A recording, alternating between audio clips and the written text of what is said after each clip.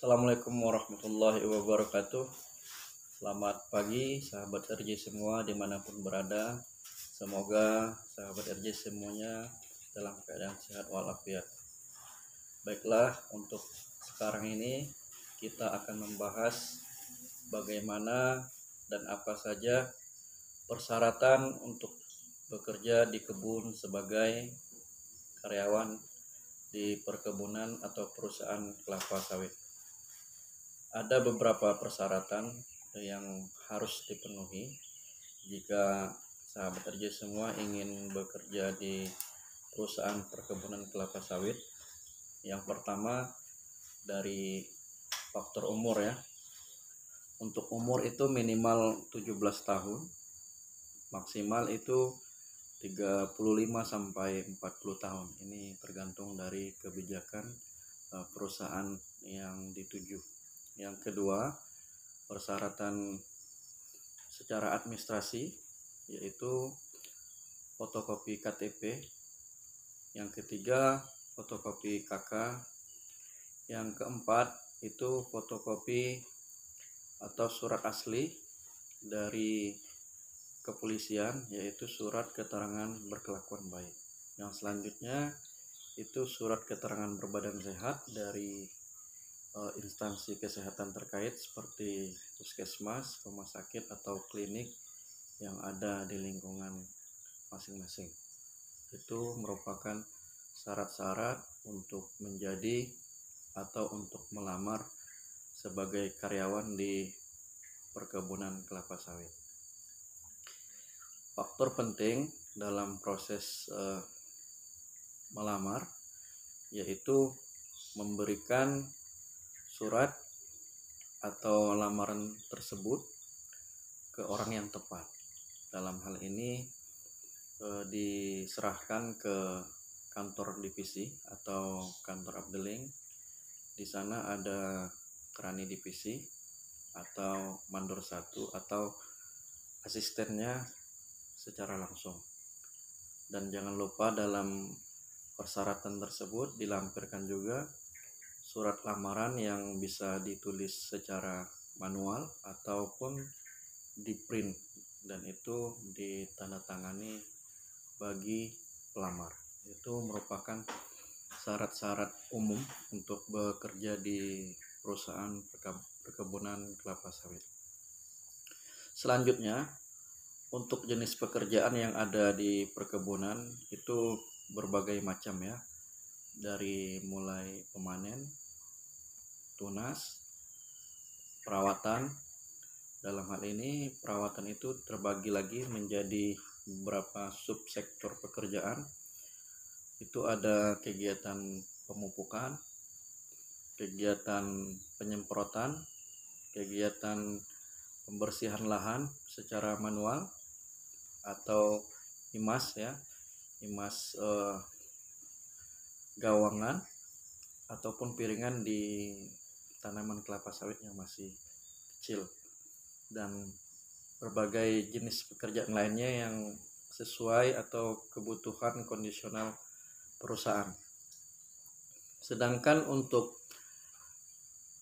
yang pemanen dan tunas ini biasanya yang dibutuhkan ialah dari laki-laki ya. Satu lagi tadi ketinggalan, pekerjaan muat buah juga ada ya, atau pemuat, atau bahasa lainnya itu kenek kalau di kebun ya. Itu juga dikhususkan lah untuk tenaga kerja yang laki-laki. Sedangkan untuk pekerjaan perawatan itu kebanyakan itu dari perempuan, seperti mupuk, semprot, dan pekerjaan perawatan lainnya. Tapi tidak menutup kemungkinan sesuai kebutuhan perusahaan, laki-laki pun bisa untuk bekerja di pekerjaan perawatan sesuai kemampuannya. Untuk sistem gaji atau penggajian itu tergantung dari lokasi ataupun kota kabupaten yang dituju. Misalkan saat ini kita di Kalimantan Selatan ya, di Kabupaten Tanah Bumbu, itu besaran gaji itu berdasarkan UMK ya, atau upah minimum kabupaten. Kalau untuk di Kalimantan sendiri, yang di Kabupaten Tanah Bumbu sendiri itu UMK-nya sebesar lebih kurang 2.800.000 sekian atau hampir 2.900.000. Jadi kalau sahabat RJ bagi dengan 1 bulan bekerja selama 25 hari dikurangi hari Minggu itu bayaran hariannya itu sebesar lebih kurang 120 ribuan lah, 120 ribuan. Untuk sistem kerja itu ada beberapa hal yang harus diketahui ya. Jadi untuk memenuhi HK atau hari kerja harian itu ada semacam target yang harus dipenuhi ya. Itu untuk perawatan itu minimal 7 jam kerja ya, atau dari jam 7 pagi sampai jam 2 siang untuk pekerjaan perawatan. Itu diberikan waktu istirahat ya setengah jam, tergantung dari perkebunan atau divisi masing-masing apakah istirahatnya jam 10.30 pagi atau jam 11.30. Ini tergantung dari kebijakan kebun ataupun divisi. Sedangkan untuk pemanen atau pemuat itu ada namanya sistem premi ya. Sistem premi ini yaitu uang tambahan yang didapatkan jika pekerja tersebut sudah mencapai HK atau basis harian tadi ya. Basis harian yaitu gaji yang kita terima sesuai UMK. Jadi misalkan dari pemanen sudah capai basis tersebut, ada yang namanya sistem premi ya. Sistem premi itu sangat berbeda-beda tiap kebun. Nah, jadi semakin banyak buah atau TBS yang dikeluarkan atau yang dipanen oleh pemanen tersebut, semakin banyak gaji atau premi yang didapatkan oleh pemanen tersebut. Dan ini ada hitungannya ya secara rinci, mungkin nanti akan sahabat kerja ketahui kalau sudah masuk ke perkebunan kelapa sawit. Jadi kalau ada mendengar informasi pemanen itu gajinya sampai 9 juta, 10 juta, bahkan ada sampai 12 juta per bulan, itu memang benar adanya. Memang benar adanya jika pemanen tersebut betul-betul bekerja secara rajin dan mempunyai target dalam bekerja. Itu memang betul adanya, dan ini pun disesuaikan dengan kondisi buah atau TBS yang ada di lapangan. Sedangkan untuk pemuat sendiri itu juga ada sistem premi ya, lebih kurang hampir sama dengan pemanen tadi. Ada semacam basis atau target HK harian yang harus didapatkan, dan lebih dari itu yang dimuat akan mendapatkan premi atau gaji tambahan seperti itu. Jadi semakin besar kemauan untuk bekerja, semakin rajin kita bekerja di perkebunan kelapa sawit, maka akan semakin banyak hasil ataupun gaji yang kita dapatkan. Seperti itu ya sahabat RJ semua. Untuk terkait masalah fasilitas ataupun tunjangan-tunjangan lain, ini yang kita dapatkan ketika menjadi karyawan itu ada beberapa hal ya. Yang pertama yaitu kita diberikan fasilitas perumahan ya. Fasilitas perumahan itu biasanya rumahnya itu semacam rumah kontrakan lah. Kalau di kota-kota itu ya seperti kontrakan 2 pintu ya, tergantung perusahaannya. Ada yang 6 pintu ya, ada yang 1 pintu juga. Ini biasanya kalau 1 pintu diberikan kepada supervisi ya, atau mandor yang jabatannya lebih tinggi. Biasanya untuk yang 1 pintu yang lebih besar rumahnya untuk mandor 1, karyawan kantor, karyawan bengkel atau atraksi, dan security ya, komandan security. Jadi seperti itu fasilitas yang didapatkan rumah. Yang kedua itu listrik juga ya. Listrik itu ditanggung oleh perusahaan, tapi ini kembali lagi ke perusahaannya, apakah ini ditanggung atau dibebankan nanti ke pekerja. kebanyakan untuk perkebunan kelapa sawit itu untuk listrik ditanggung oleh perusahaan. Yang kedua air juga ya, air juga ditanggung oleh perusahaan, bahkan beras pun ditanggung oleh perusahaan ya. Untuk perkebunan kelapa sawit yang berskala besar ini biasanya difasilitasi semua ya, bahkan ada unit antar jemput juga disediakan untuk karyawan berangkat dan pulang bekerja. Ini merupakan fasilitas yang bisa didapatkan, dan ini perumahan karyawan ini semacam uh, long house ya, seperti kalau di perkotaan itu semacam perumnas lah. Di sana juga disediakan TPA atau tempat penitipan anak. Jadi untuk sahabat yang sudah berkeluarga, kalau bekerja suami istri, anaknya nanti ada dititipkan ya di TPA, digabungkan dengan anak-anak yang lain, dan itu pun sudah disediakan pengasuh TPA-nya dan statusnya pun sebagai karyawan. Dan selanjutnya itu biasanya untuk perumahan juga disediakan ya, juga disediakan masjid ya, fasilitas ibadah, gereja juga disediakan, itu koperasi biasanya juga disediakan.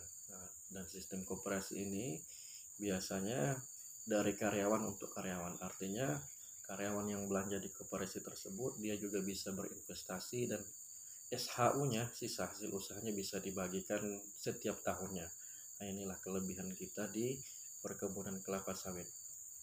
Sistem gotong royongnya sangat tinggi ya, seperti itu sahabat RJ semua ya.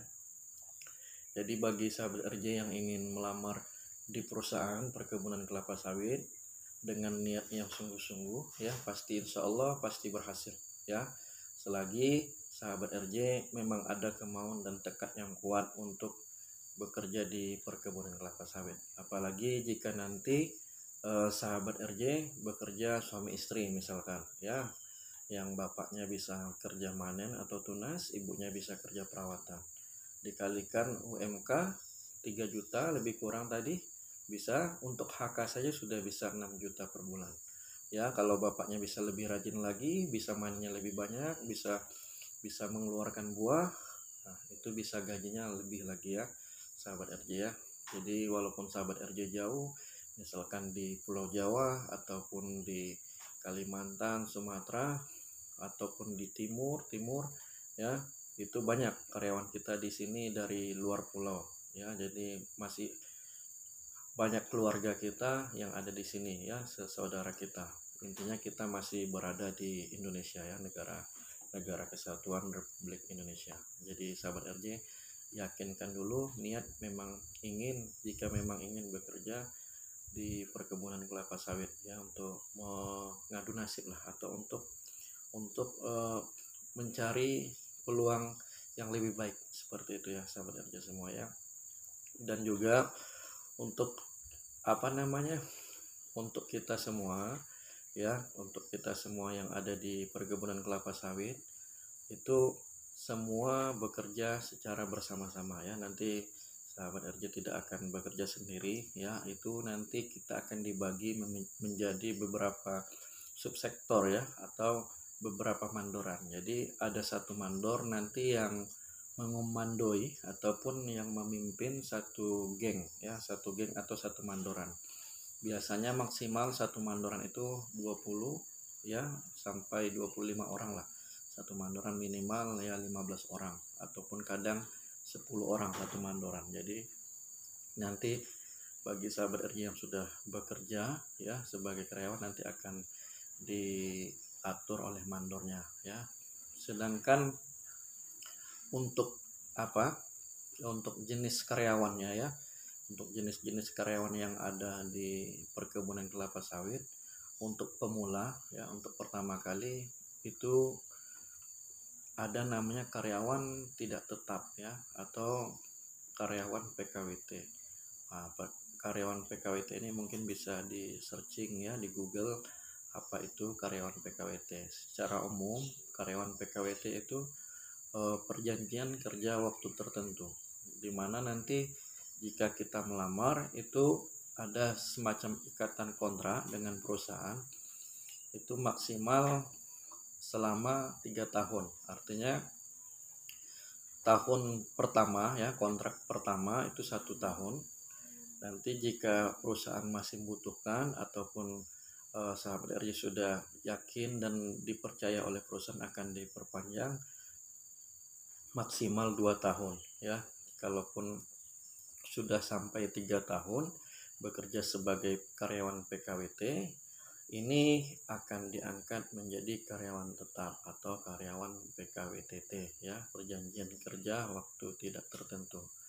Sekarang yang menjadi pertanyaan, apa perbedaan antara karyawan PKWT dan karyawan PKWTT atau karyawan tetap ya, atau bahasa lainnya karyawan tetap itu karyawan SKU ya.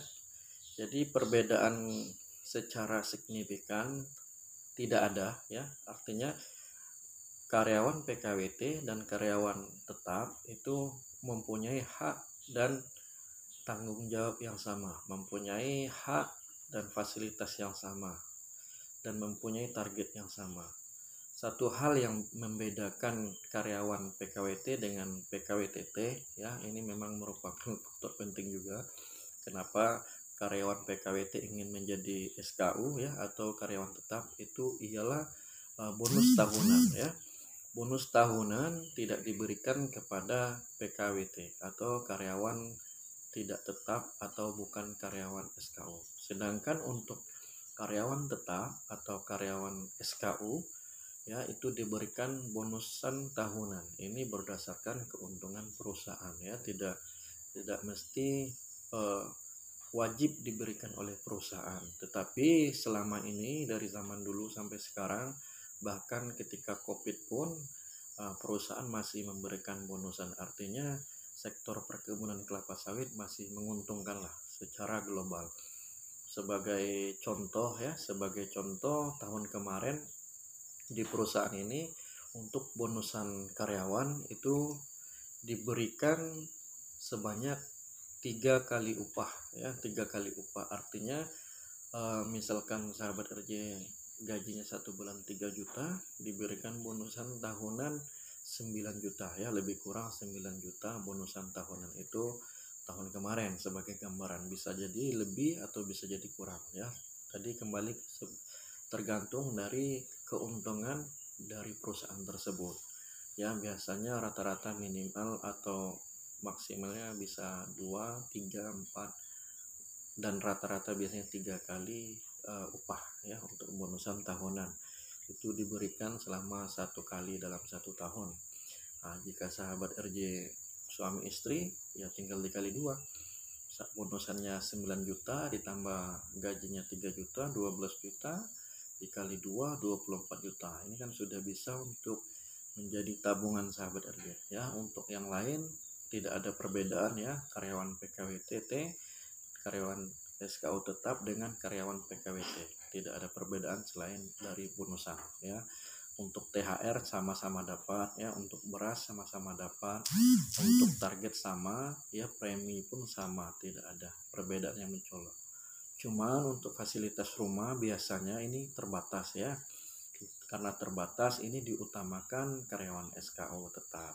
Tetapi jika sahabat RJ itu sebagai pemanen itu biasanya diutamakan ya, diutamakan karena karyawan nomor 1 di perkebunan kelapa sawit ialah karyawan panen. Karena dari karyawan panen lah yang menghasilkan buah atau menghasilkan produksi dan menghasilkan duit.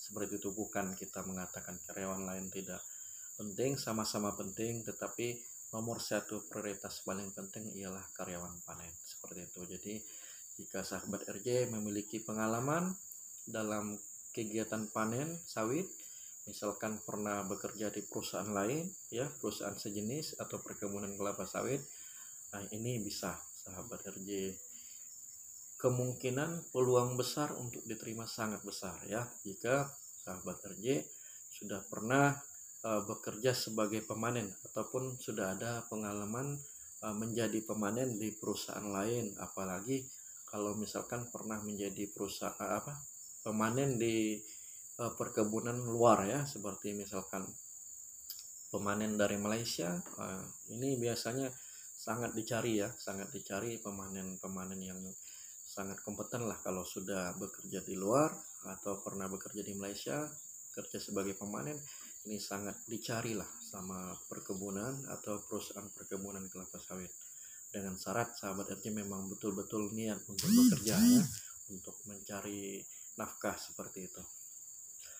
Ataupun sahabat RJ punya pengalaman bekerja sebagai pemanen di kebun pribadi atau di perkebunan masyarakat ya, ataupun pernah bekerja dengan orang ya, dengan kebun orang secara tidak langsung, artinya sudah memiliki pengalaman sebagai pemanen. Nah, seperti itu mungkin juga menjadi faktor penting karena nanti pada saat wawancara ya, jadi setelah lamaran tersebut dimasukkan ke kantor divisi tadi, nanti akan diproses ya sama pihak kantor atau pihak penanggung jawab, dalam hal ini pimpinan perusahaan. Nanti sahabat RJ atau yang melamar akan dipanggil di wawancara ya. Biasanya yang wawancara itu langsung mandor satu atau asistennya ya. Nanti akan ditanyakan pengalaman kerja atau di mana bekerja sebelumnya, seperti itu. Tapi jangan khawatir bagi sahabat RJ yang masih belum ada pengalaman di perkebunan kelapa sawit ya, jangan khawatir, tetap optimis ya.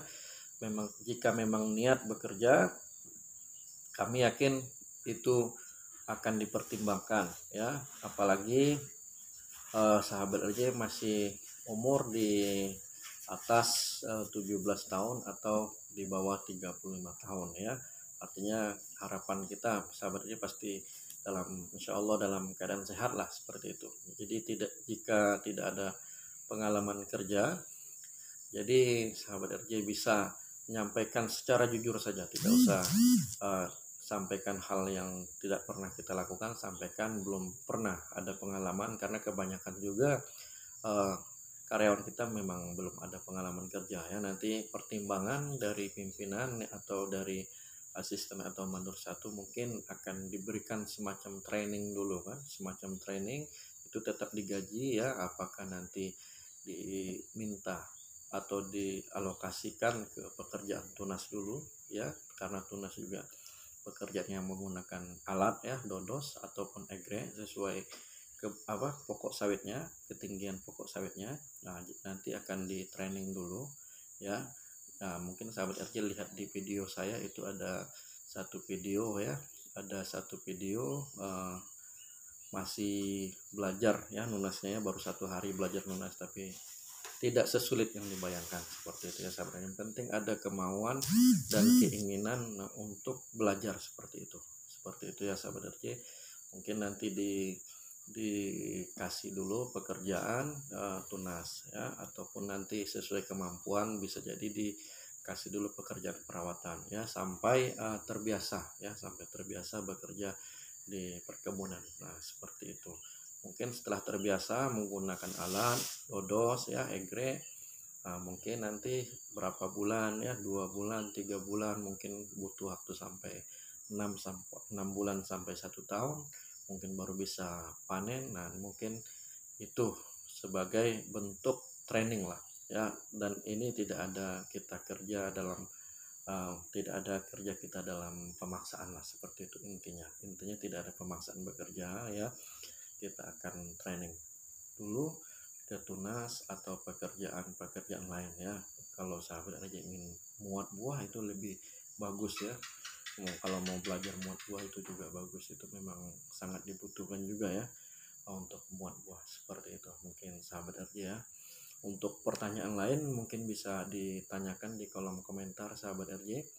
Ini yang kita bahas ialah untuk melamar karyawan PKWT dan karyawan PKWTT atau SKO ya.